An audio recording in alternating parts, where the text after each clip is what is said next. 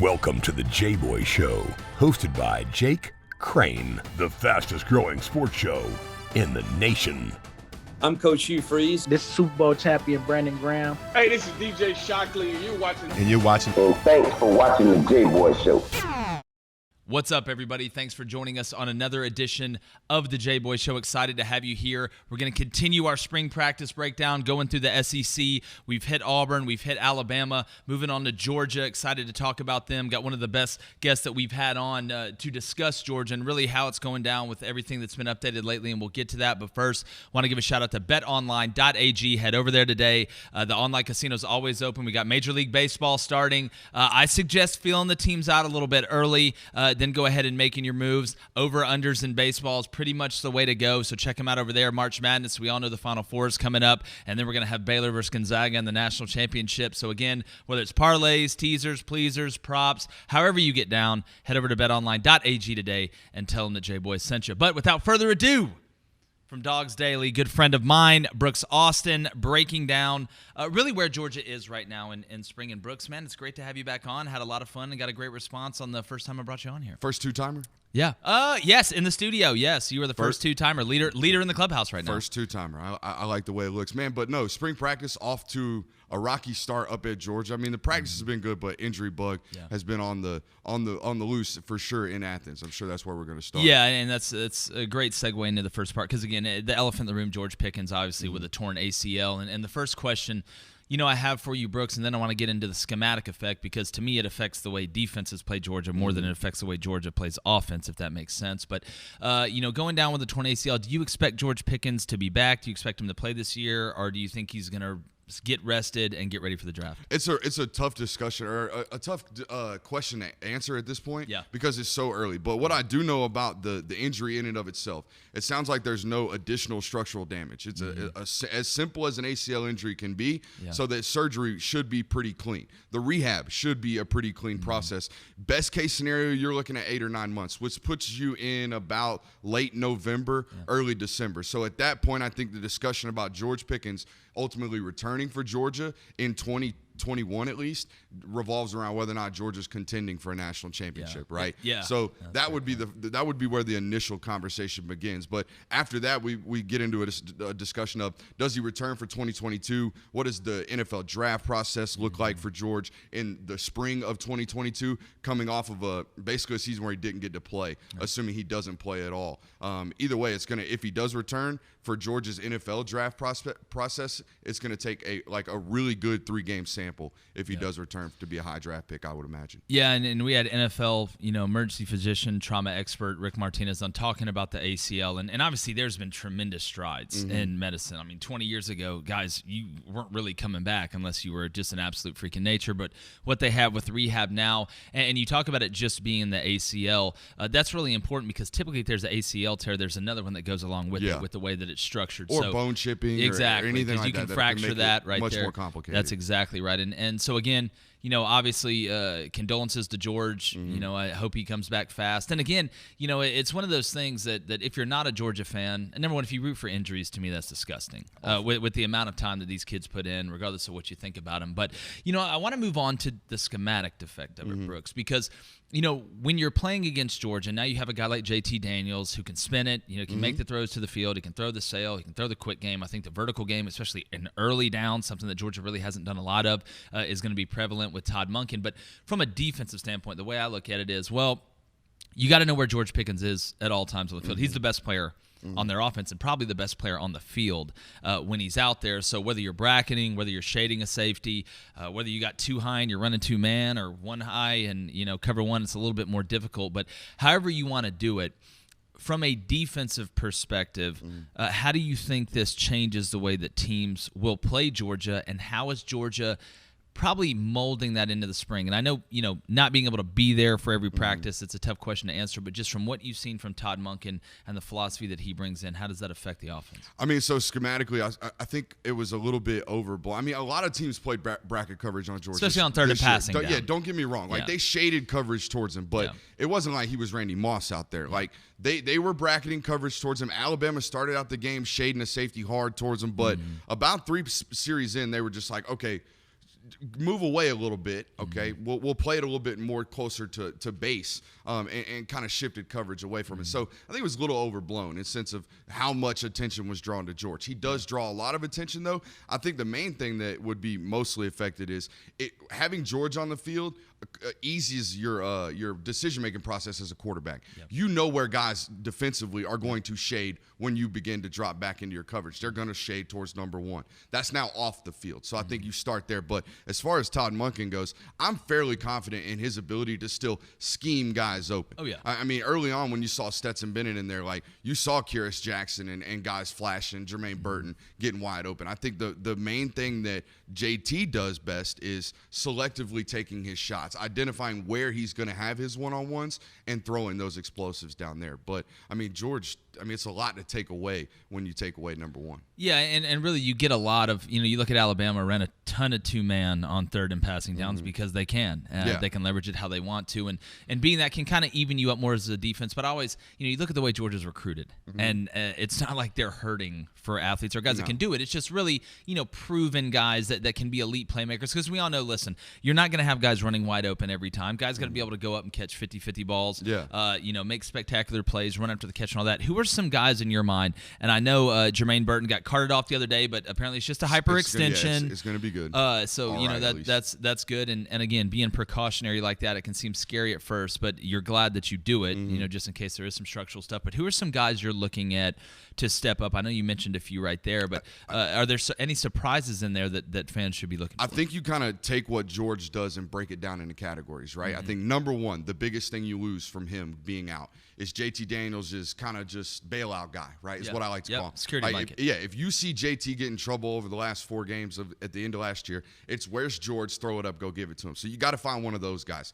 Just a name off the top of the head would be a guy like Justin Robinson or Marcus Rosemi-Jacksaint when he's back healthy. He's not a participant in spring practice at this point, at least a full participant. So those two guys have that George Pickens-esque frame and late separation ability, the ability to pull away from a defender and go up a high point of football. And then you got to get a target share guy, right? Like you just lost 80 to 100 targets in George Pickens. I think Jermaine Burton, when he gets back, is going to fill a lot of that void. He's a get open quick kind of guy. He's always going to be open, great route runner, okay? So, and then after that, it becomes a guy that you can lean on in a 50-50 situation like you were talking about. Definitely, and in those elite games, because the way I look at it right now, and we'll get into the East, I think it's Georgia and everybody else, even without, Pickens. You look at the East, what Florida lost, and we'll go down there. But, schematically on offense, the thing I think that Todd Monken is going to bring to Georgia is no longer will it be, and you saw some of this last year when JT got in. I mean, he threw for 400 yards twice, something like that. Yeah, 401 and 397.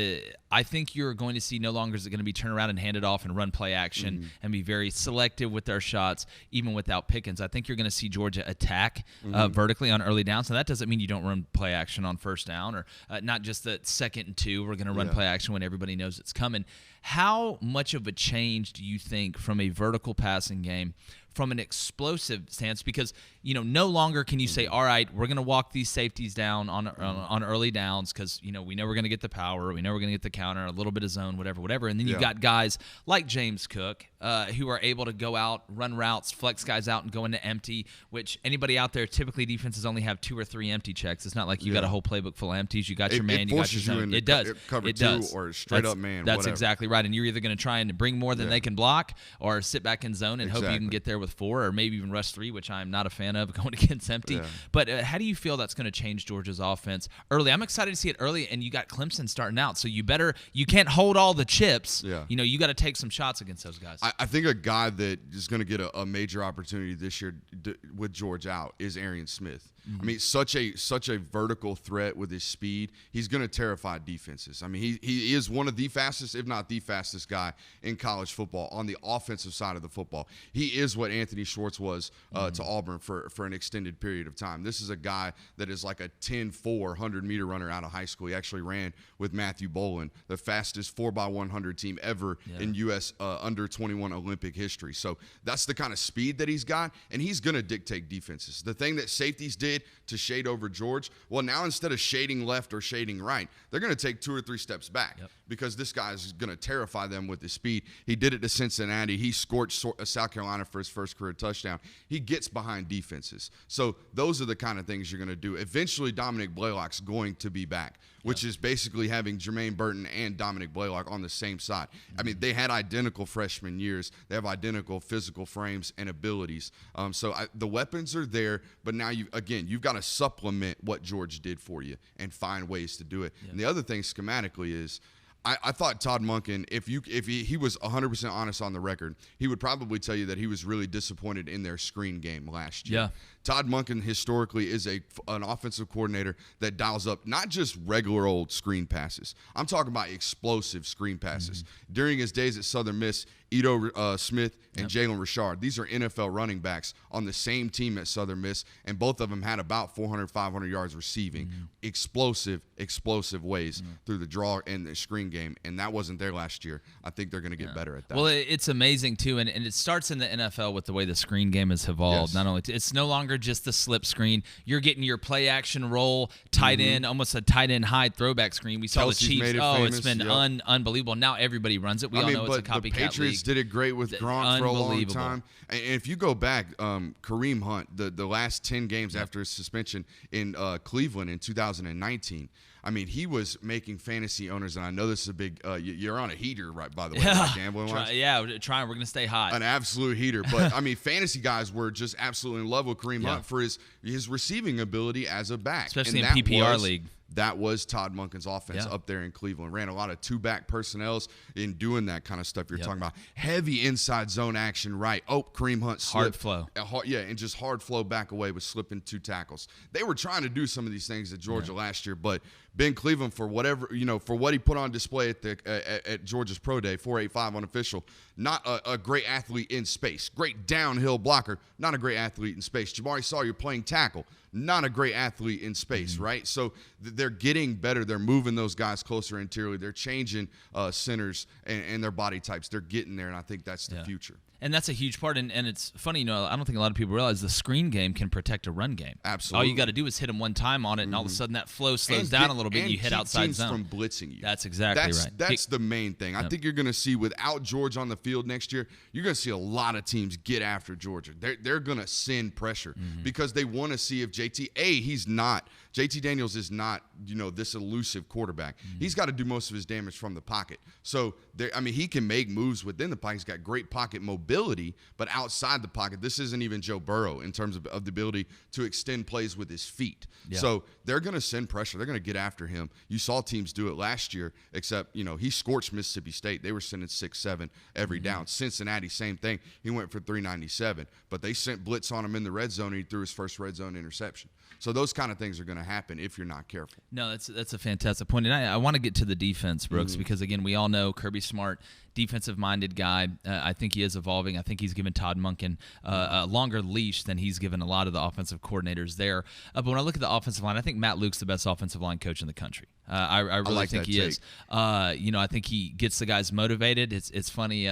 You hear a bunch of guys talk about offensive line coaches just rah yelling this, that, and the other. But you can tell that he cares about his guys, and you can see it in recruiting, really. And I think he'll end up being a head coach again, probably sooner than later. And that's what you want as Kirby Smart. And again, people be like, "What? You want to keep all the good coaches there?" Well, at the end of the day, your legacy that you leave is not just about wins. It's about helping guys get back. I was kind of surprised that they let Matt Luke go at Ole Miss, and I guess to get Kiffin, and not looking like a bad decision. If I can say about the Luke point, the first game of the season against Arkansas, they had a lot of missed assignments on film, like a lot of missed assignments. So against Auburn the next week, they were like, all right, we'll run a basic scheme. Yep. We'll just run day one install, and they dominated. And then it was against Tennessee. It was like, hey, we're going to try to mix in counter here. They looked awful running counter against Tennessee. Against Alabama, they opened with counter, and it looked great. Week after week after week, I saw Matt Luke make improvements on his offensive line, to your credit.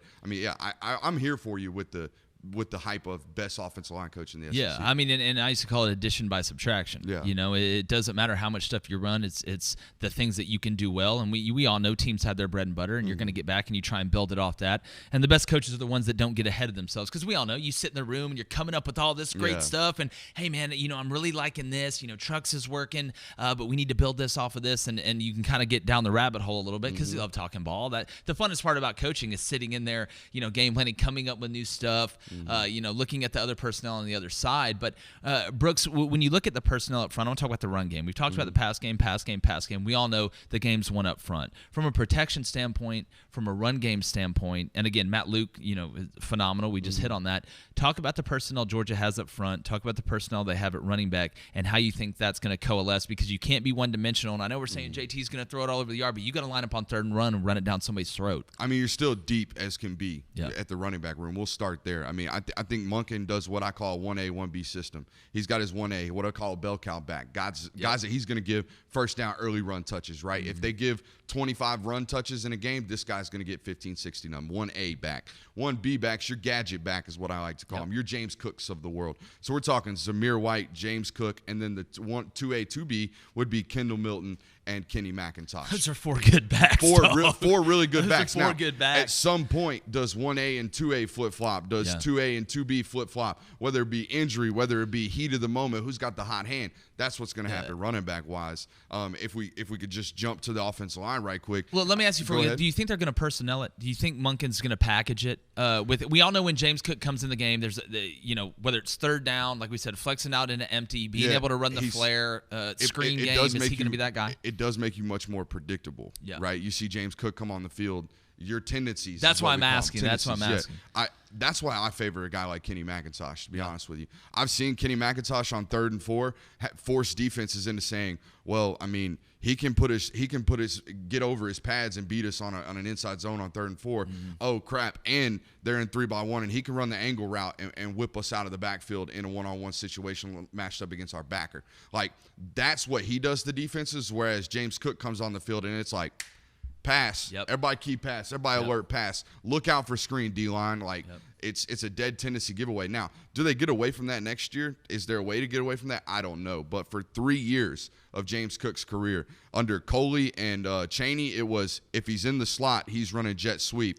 And under Monken over the last year, it's if he's on the field, it's third down and we're passing. 100%. And again, I understand clear out and running guys out and stuff like that, but you're exactly right. I talked about this, and we're releasing an episode with Gary Barnage, former tight end, Pro Bowl tight end, you know, for the Browns, and saying, listen, I mean, we're sitting there watching teams play, and you know when this tight end's in the game, he's a blocking tight end, they're running the ball.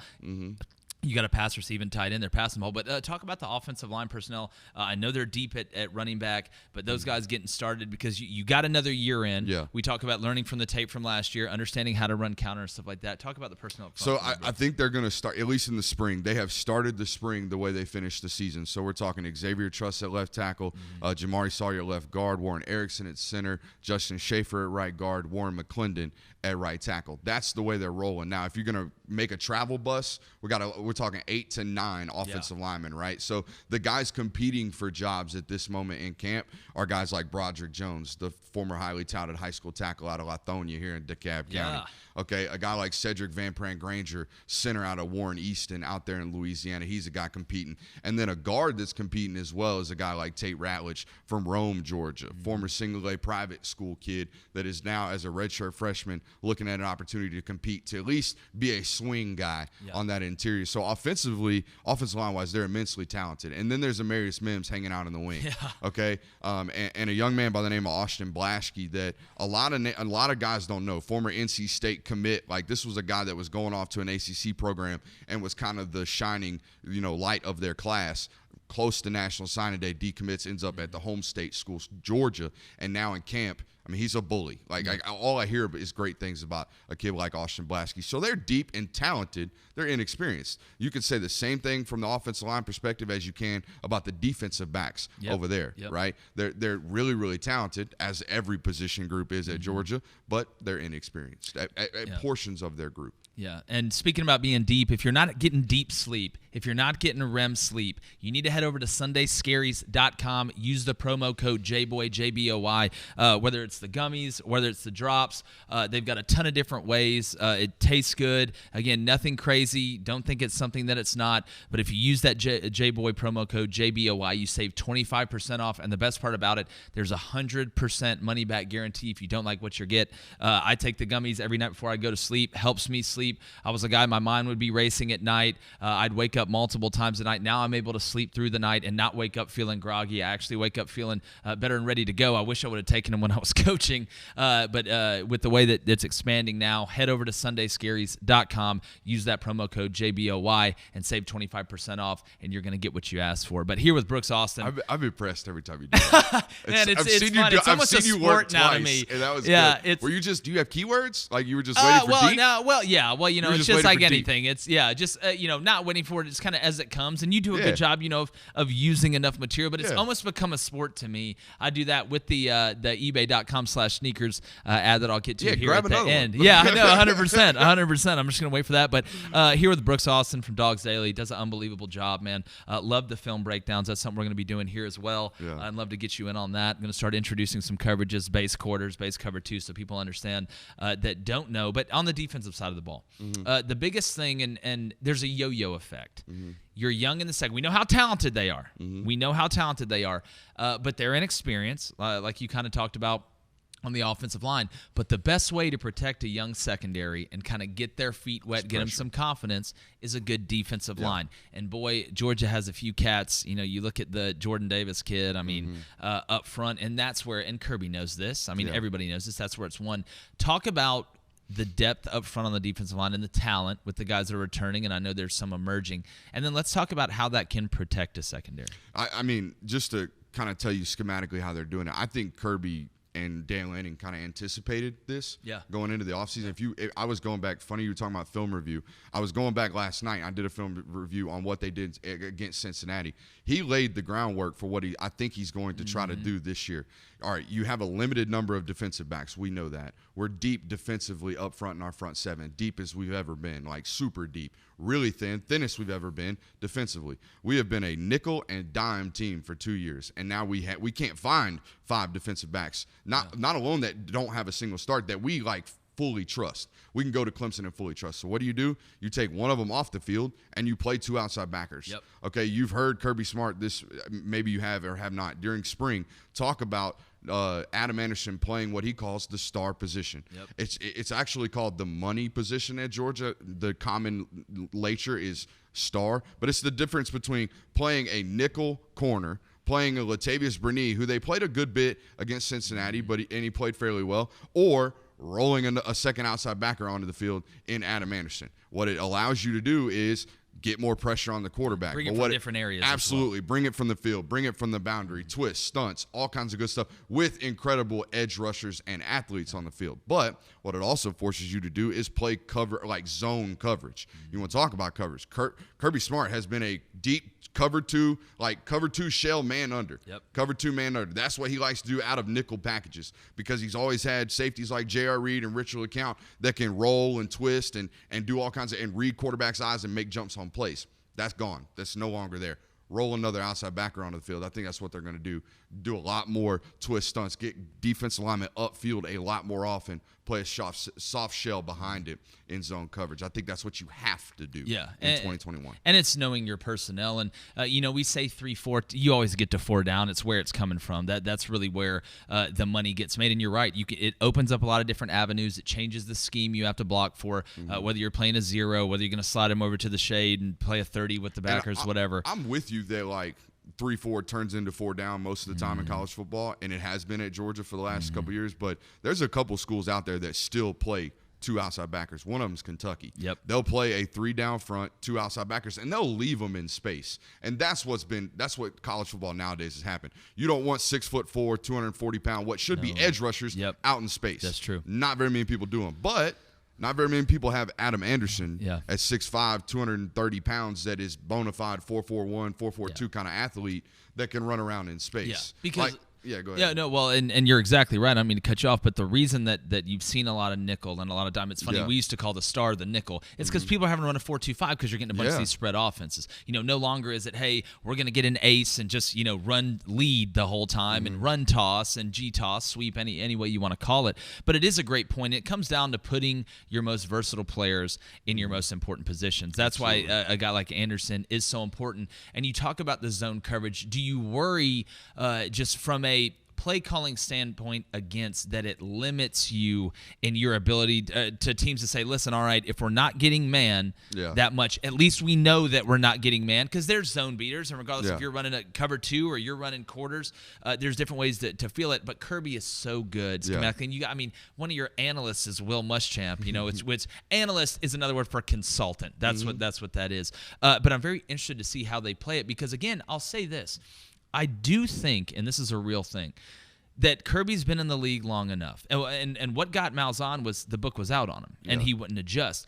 There's something to doing something new. There may be some bumps early, maybe guys getting used to it. I know starting off with Clemson and the talent they have is pretty interesting, but there's something to the element of surprise a little bit, and I think you can sneak around and get some turnovers you wouldn't normally get and be able to get some pressures and do some things that Kirby and them really don't have on film outside of that Cincinnati game, and that to me is why those bowl practices are so important. 16 and 17, they were a heavy outside backer. I mean, we're talking about Lorenzo Carter, Davin Bellamy, guys like that.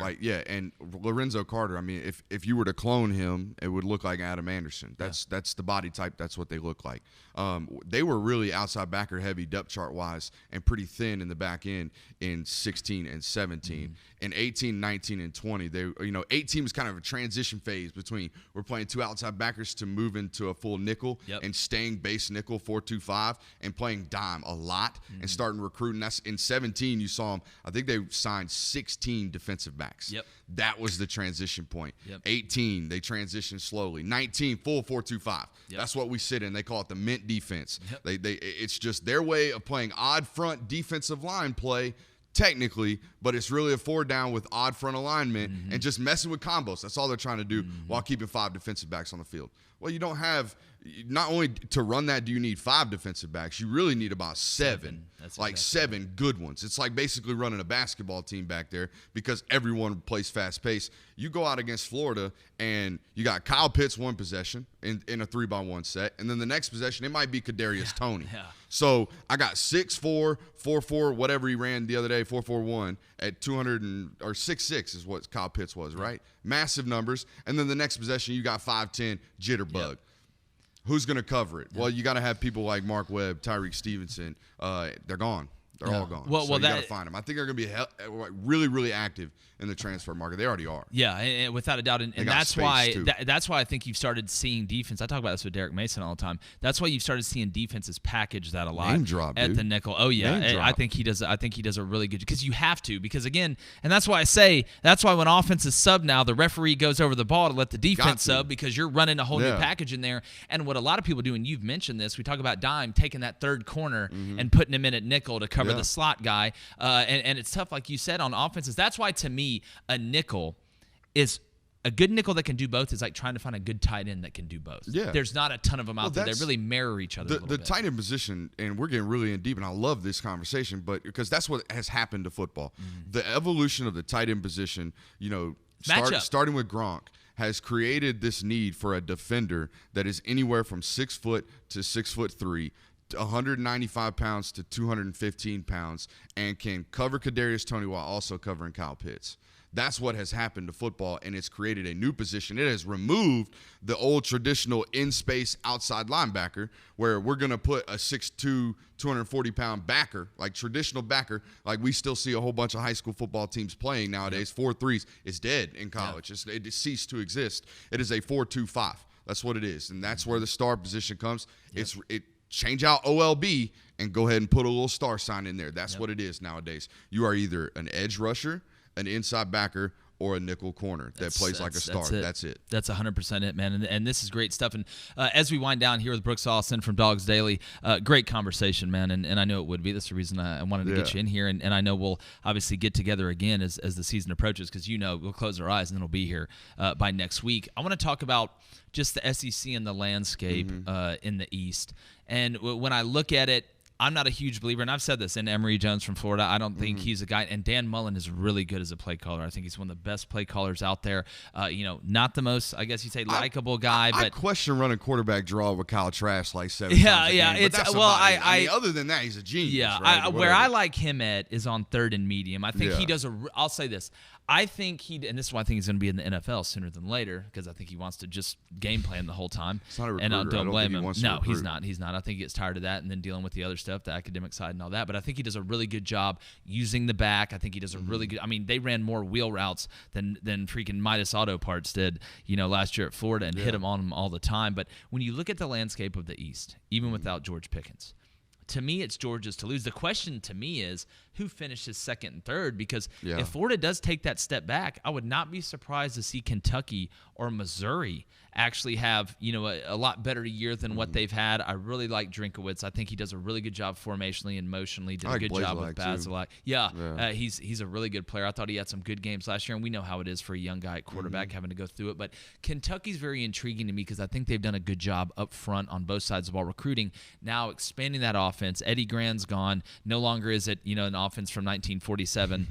They've actually moved into, the future. Somebody got in a time machine over there or something. But when you look at the East, and let's say Georgia's going to win it, because I think they will, who do you see in that next tier right underneath them that could kind of sneak up and lay a foundation to maybe do something special down the road? Just talent-wise, no one's really close to Florida after that. Like, it's Georgia, and, right underneath it's Florida talent-wise, and then there's a pretty large void to the next group. So I've always been a fan of Stoops at Kentucky. I've always ridden that He's train. a hard ass. I like him. Yeah, but it's also come back to bite me a lot. Like, I've always been going into a season like, this is the year. I'm telling you, this is the one. Watch out for Kentucky, and then it just doesn't happen. Like, I thought last year was going to be the one. Well, all SEC schedule kind of hurts them.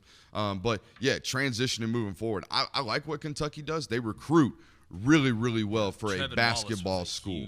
For a basketball school, they recruit really, really hard. And guess what? They recruit this state really, really hard. They actually they're going to be at the final table with Michael Williams. That is absolutely absurd. Absolutely absurd. But in terms of coming up into this year, I think there's Georgia, and it's all about quarterback play. It's a sport about quarterback play. You look at the SEC East, there is one answer at quarterback for schools. It's JT Daniels. And then there's another guy that we're hopeful of, and it's Bazelak. And we just had the conversation. Outside of that, there's questions everywhere in the East, including South Carolina, including Florida. There's a major question there, whether or not Emory Jones even wins that job. I think he's going to win the job, but is it steady?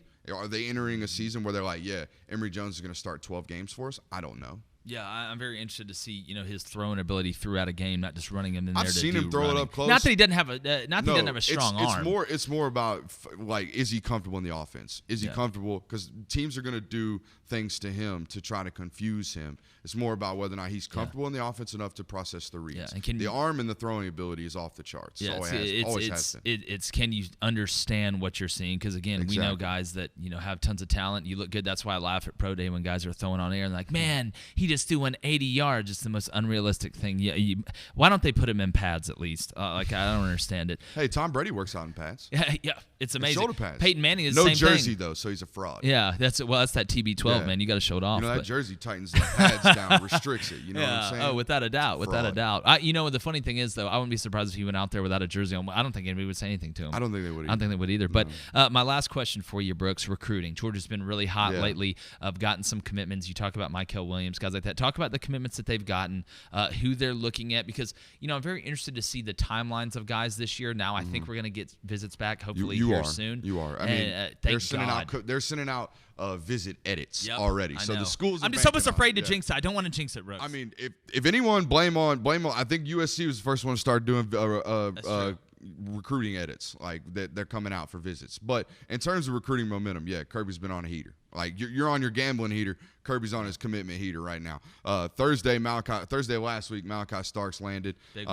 Big, huge athlete. I compare him to Eric Berry. Yeah. If you go back and watch Eric Berry in high school, triple option quarterback.